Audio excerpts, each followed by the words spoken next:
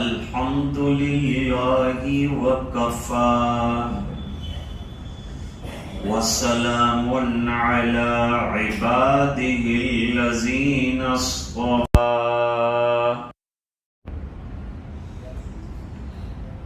خصوصا على أفضلهم وخاتم النبيين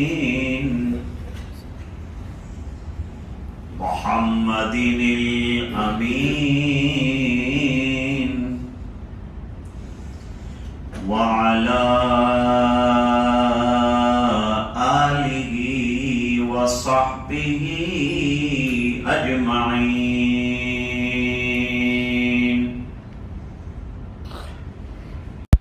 أما بعد، عن النبي صلى الله عليه وسلم أنه قال: إن أعظم النكاح بركة أيسره مؤونة، أو كما قال عليه الصلاة والسلام. وصدق رسوله النبي الأمي الكريم.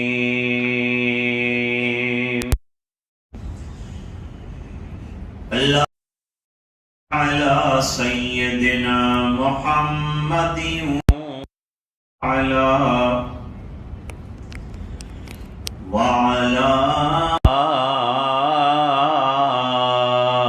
آل سيدنا محمد وبارك وسلم.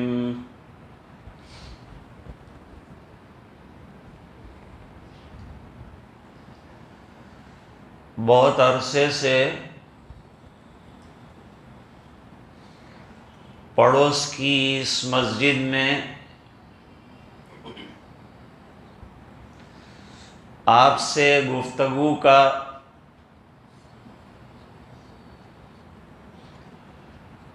محترم رفیق چاچا نے حکم دیا تھا، لیکن سفر کی مصروفیات کی وجہ سے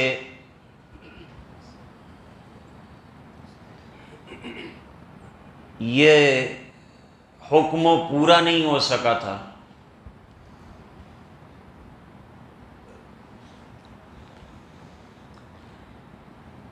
اب مقدر میں یہ رہا کہ آج مولانا سعید صاحب کے صاحبزادے کا عقد بھی ہے. جمعہ کا جو حکم تھا وہ بھی پورا کرنا ہے، اور بعد نماز جمعہ عقد نکاح بھی منعقد ہوگا.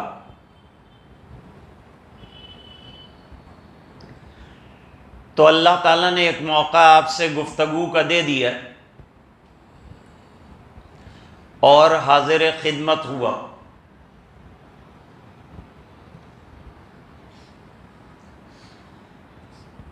حضرت جابر رضی اللہ تعالیٰ عنہ جلیل القدر صحابی،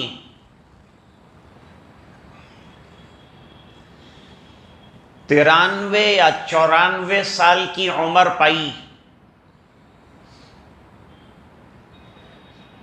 اور بقیع غرقد میں مدفون ہوئے. حضور پاک صلی اللہ علیہ وسلم کے پیارے اور چہیتے صحابہ کرام میں سے ہیں.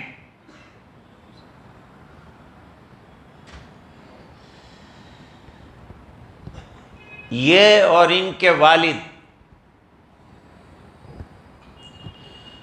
دونوں حضرات کے اندر گفتگو ہوئی.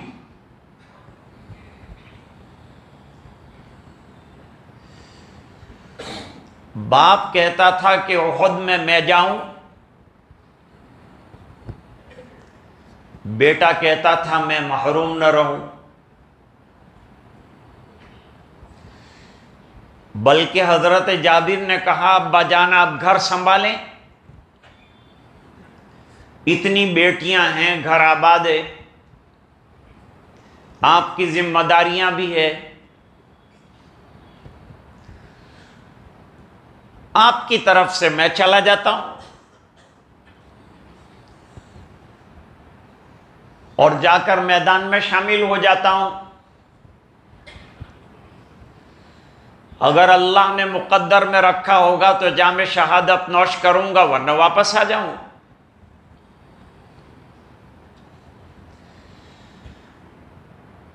باپ نے کہا کہ تیری شہادت کا مسئلہ تیرے ساتھ ہے،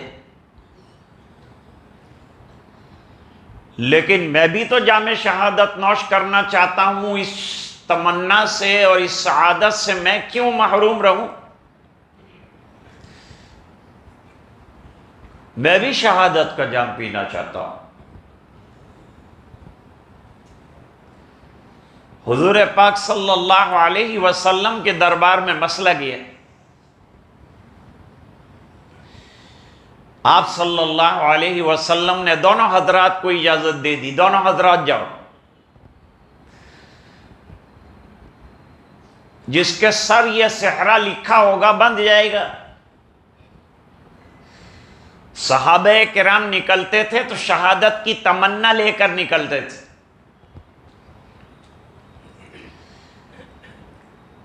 ایسی قوم کو اور ایسے لشکر کو ہرانا بڑا مشکل ہوتا ہے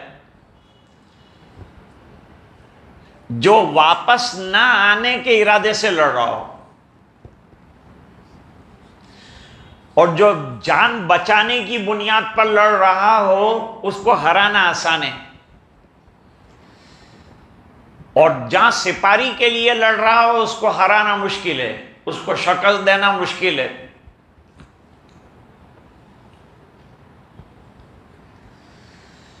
بعض صحابہ کرام تو اپنے جھونپڑوں کو جلا کر چلے جاتے تھے کہ واپس آنے کا خیال نہ رہے۔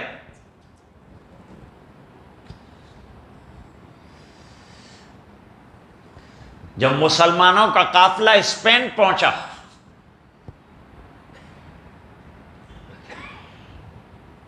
تو طارق ابن زیاد نے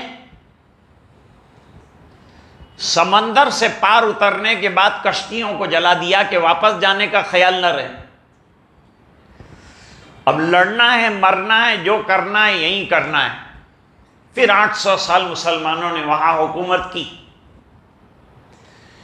آج بھی ان کی اسلامی نقوش جو ہیں وہاں کی حکومت میں باقی۔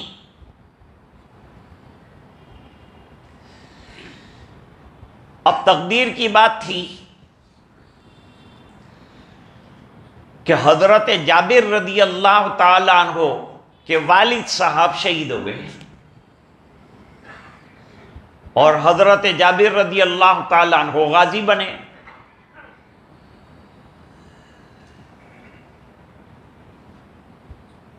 جب پتا چلا بیٹے کو کہ باپ شہید ہو گیا ہے، حضرت عبداللہ کو شہید کرنے کے بعد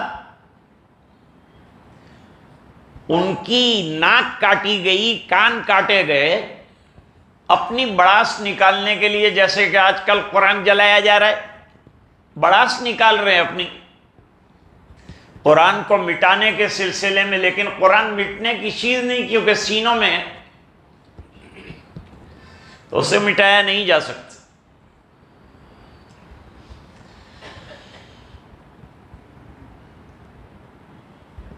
چادر ڈال دی گئی تھی حضرت عبداللہ کے سر پر، چہرے پر، ہٹاتے تھے کبھی کبھی جابر، پتا چلا کہ ابا جان شہید ہو گئے،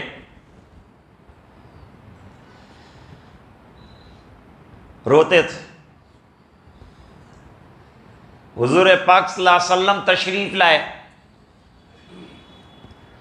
روتے ہو جابر؟ منع نہیں کیا رونے سے۔ غم کے موقع پر آنسو کا برسانا اور آنسو کا بہانا اسلام میں منع نہیں ہے، بہت فلیکسیبلٹی ہے اسلام میں۔ باپ انتقال کر گیا اور بیٹا روئے تو منع نہیں، ماں انتقال کر گئی بیٹی رو رہی ہے تو منع نہیں، چیخ کر رونا منع ہے، چلا کر رونا منع ہے، سر پیٹنا منع ہے، بال نوچنا منع ہے، دامن پھاڑنا منع ہے، آنسو بہنا منع نہیں۔ اسلام دین فطرت ہے،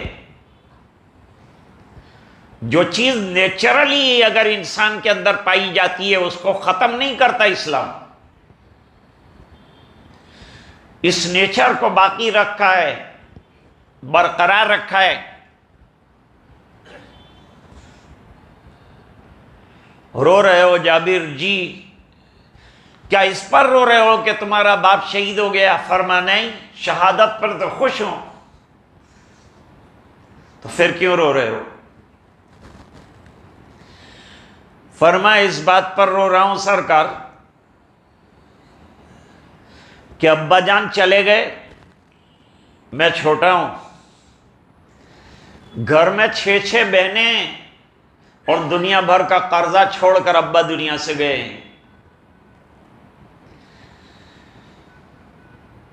اب میں بار بار سوچتا ہوں کہ یہ 6 بہنوں کی ذمہ داری آ گئی اکیلے بھائی پر۔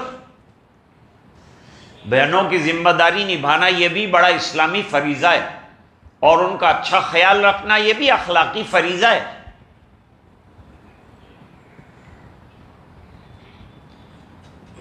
دوسرا یہ کہ قرضہ چکانا ہے، یہودیوں کے قرضے ہیں بڑے بڑے، کیسے چکاؤں گا میں؟ میرے پاس تو کوئی پراپرٹی، کوئی جائیداد ایسی ہے نہیں۔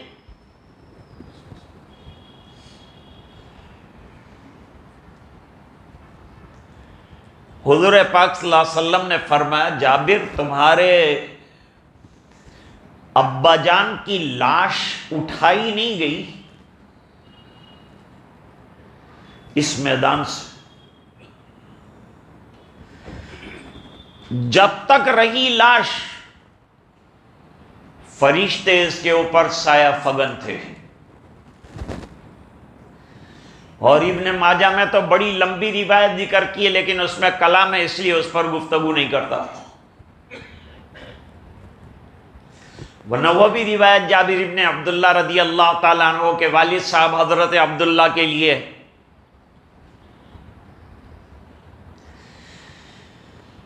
یہ معاملہ تو ہو گیا، شہدائے احد دفنا دیے گئے۔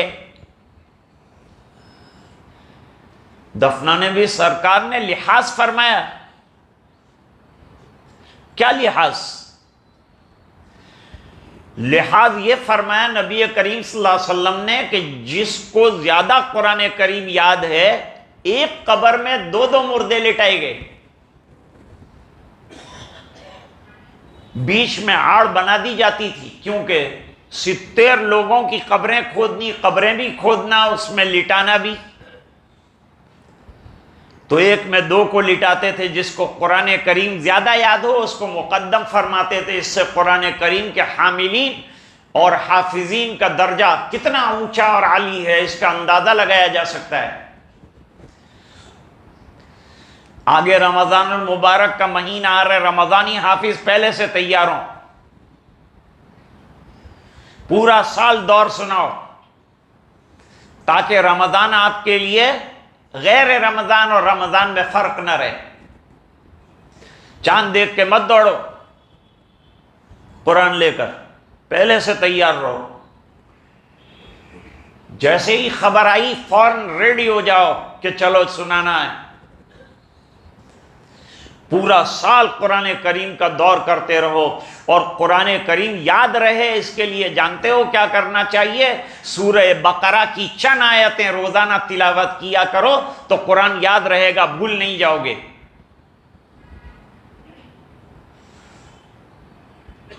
جو قرآن کریم حفظ کرنا چاہتا ہو اس کے لیے حضرت گنج شکر رحمت اللہ علیہ نے فرمایا کہ وہ سورہ یوسف کی تلاوت کیا کریں۔ خواجہ قطب الدین بختیار کاکی رحمت اللہ علیہ بھی فرماتے ہیں کہ جو چاہے کہ قرآن کریم کا حافظ ہو جائے، اس کو چاہیے کہ روزانہ سورہ یوسف کی تلاوت کرے۔ چھوٹے بڑے کا امتیاز نہیں ہے، ہر ایک کو تلاوت کرنا ہے، ہر ایک کو پڑھنا ہے، ہر ایک کو حافظ بننے کی تمنا رکھنی ہے۔ عمر کی کوئی قید نہیں ہے حفظ قرآن کریم کے اندر، اور نوجوان قرآن کریم رمضان میں خوب شوق ذوق کے ساتھ صفوں میں کھڑے رہ کر حفاظ کی ہمت افزائی کے لیے سنیں۔ یہ نہیں کہ رکوع کے اخیر تک بیٹھ کر باتیں کرتے رہے اور رکوع شروع ہوا تو کھڑے ہو گئے، پھر کہتے ہیں ہمارا سجدہ رہ گیا، ہمارا فلاں رہ گیا، تو کیوں پہلے سے کھڑا نہیں ہوا؟ رمضان کی قدر کرنا، حفاظ کی قدر کرنا، ان کی حوصلہ افزائی کرنا، ان کو لفافہ دینا، تحفہ دینا، ہدیہ دینا، یہ تو جان پہ آتا ہے ہمارے۔ یہ بات کیوں کر؟ ہاں کچھ مت دینا، مسئلہ لے کے آئیں گے، ہاں کچھ نہیں دینے کا، ناجائز ہے، دینے کا کچھ جائز نہیں۔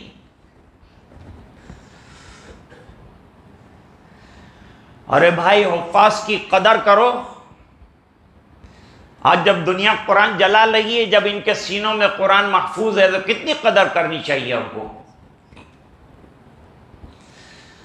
رمضان المبارک میں یہ قدر تو کرو کہ ان کا قرآن خوب ذوق شوق کے ساتھ سنو، ملاقاتیں کرو، ان کو مبارکبادیاں دو، کتنا اچھا قرآن سنا رہے ہیں آپ۔ پورا سال محنت کرتا ہے بیچارہ، خون کا پسینہ کر کے آپ کو قرآن سناتا ہے اور قدر نہیں کرتے، بیٹھے رہتے ہیں، باتیں کرتے رہتے ہیں۔ اور عجیب بات یہ ہے کہ بڈھا سنتا ہے کھڑا ہو کر اور جوان بیٹھا رہتا ہے۔ فاسٹ والی تراویح میں جاتا ہے، سلو والی میں نہیں جاتا۔ 30 منٹ میں جہاں 20 رکوع اور 20 رکعت ہوتی ہے وہاں تلاش کرتا ہے، وہاں بھیڑ لگ جاتی ہے۔ بہت اچھا قرآن پڑھتے ہیں، کیوں پڑھتے ہیں؟ کہتے ہیں بہت فاسٹ پڑھتے ہیں۔ فاسٹ پڑھنا کوئی کمال نہیں، صحیح پڑھو، فاسٹ پڑھو، نہایت درست پڑھو۔ حضرت شیخ الحدیث مولانا زکریا صاحب رحمۃ اللہ علیہ نے فرمایا ایک ایک حرف موتی کی طرح نکھر کر آئے، اس طرح سے قرآن پڑھنا ہے اور اس طرح سے سننا ہے۔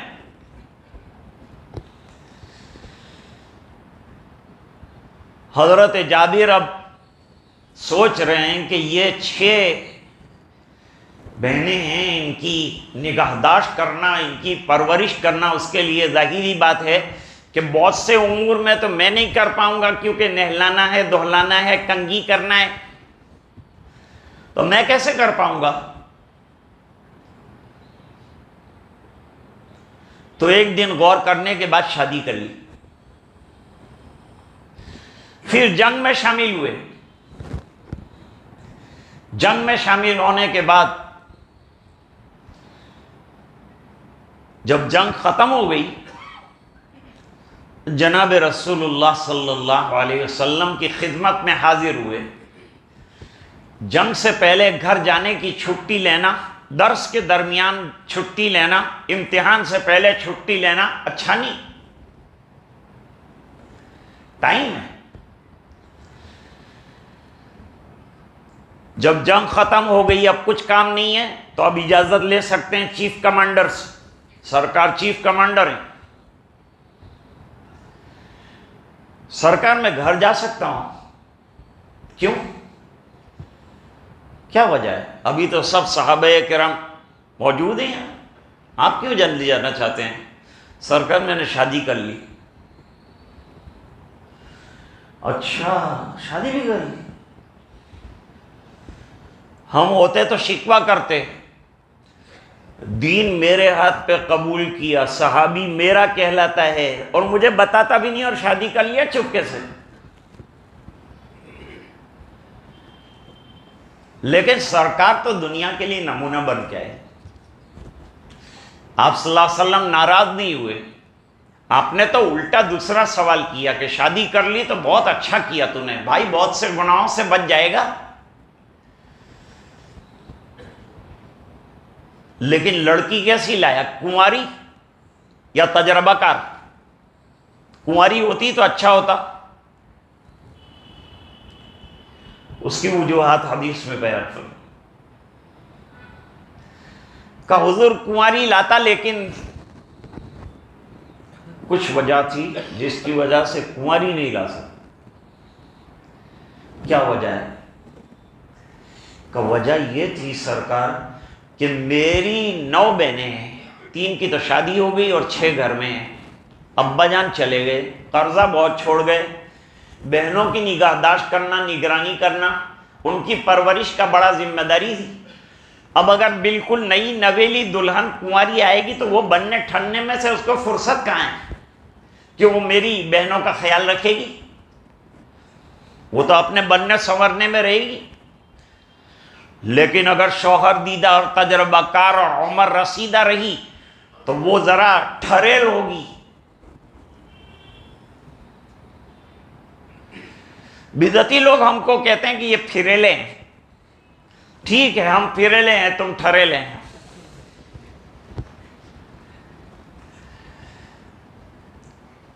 کس بات سے پھرے ہیں؟ سنت تو ہم عمل کرتے ہیں، نمازیں تو ہم پڑھتے ہیں الحمدللہ، قرآن تو ہم پڑھتے ہیں، ایک ایک سنت پر عمل تو ہمارا ہے. پھر پھریلے کیسے ہوئے؟ اللہ ہی جانے کہ یہ پھریلے کا کیا مطلب ہوتا ہے.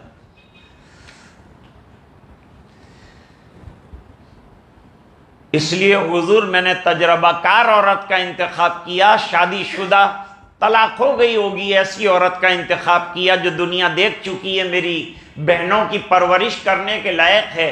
حضور پاک صلی اللہ علیہ وسلم نے بڑی تعریف فرمائی، بڑی تعریف فرمائی. بہت ہوشیار آدمی ہے تو، بہت ذہین ہے، تو نے اپنی بہنوں کا خیال کیا، اپنی جوانی کا خیال نہیں کیا. کنواری کے بجائے ایسی شوہر دیدہ لائے. اور وجہ بھی اس کی یہ کہ میری بہنوں کی پرورش. میں صرف ایک نقطہ بیان کرنا چاہتا تھا. یہ جو لمبی داستان میں نے کر دی، اس کا خلاصہ ایک چھوٹی سی بات ہے. وہ بات یہ ہے کہ نکاح سرکار کے صحابی نے کیا اور سرکار کو پتہ نہیں ہے، لیکن سرکار کے اخلاق عالیہ نے دنیا کو بتایا کہ کوئی قریبی رشتہ دار بھی شادی کر لے اور آپ کو پتہ نہ ہو اور بعد میں پتہ چلے تو مبارکباد دینا، ناراض مت ہونا. اپنے مزاج کو سادہ رکھو، اپنے اخلاق کو عالی رکھو اور اپنے آپ کو سیرت نبوی صلی اللہ علیہ وسلم کے نمونے پر اتنا تو کر لو. بس آج کی بات اسی پر ختم کرتے ہیں اور نکاح کی مبارکباد دیتے ہیں کہ محمد سے وفا تو نے تو ہم تیرے ہیں، اور یہ جہاں چیز ہے کیا لوح و قلم تیرے ہیں. وآخر دعوانا ان الحمدللہ.